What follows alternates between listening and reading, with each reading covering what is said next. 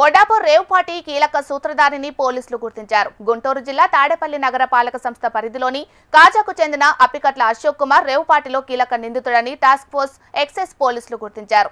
AP నుంచి హైదరాబాద్ కు weekend లో యువతను తీసుకువచ్చి అసభ్యకర నృత్యాలను చేయించడం, ఆపై డ్రగ్స్ మత్తులో వారిపై అత్యాచారానికి పాల్పడడం అశోక్ కుమార్ కు వ్యసనంగా మారినట్లు టాస్క్ ఫోర్స్ ఎక్సైజ్ పోలీసులు గుర్తించారు.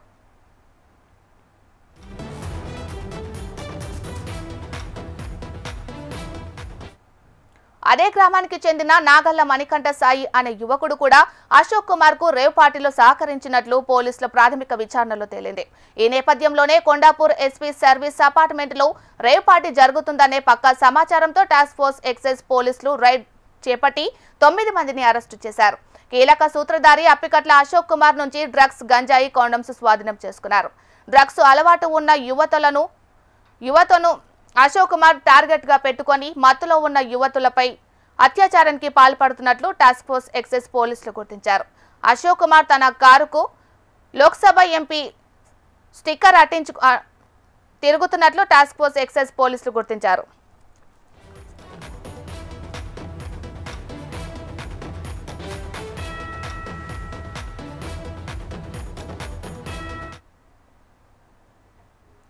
అశోక్ కుమార్ తమ తల్లిదండ్రులకు ఒక్కదానొక్క కుమారుడు. దీంతో వారు తమ కుమారుడిని చిన్నతనం నుంచి ఎంతో అల్లారుముద్దుగా పెంచారు. ఈ నేపథ్యంలో గత కొన్నేళ్లుగా చెడు అలవాట్లకు బానిసగా మారిన అశోక్ కుమార్ అమ్మాయిలతో అసభ్యకర నృత్యాలను చేస్తూ డ్రగ్స్ మత్తులో వారిపై అత్యాచారానికి పాల్పడుతుండటంతో పరిపాటిగా మారింది.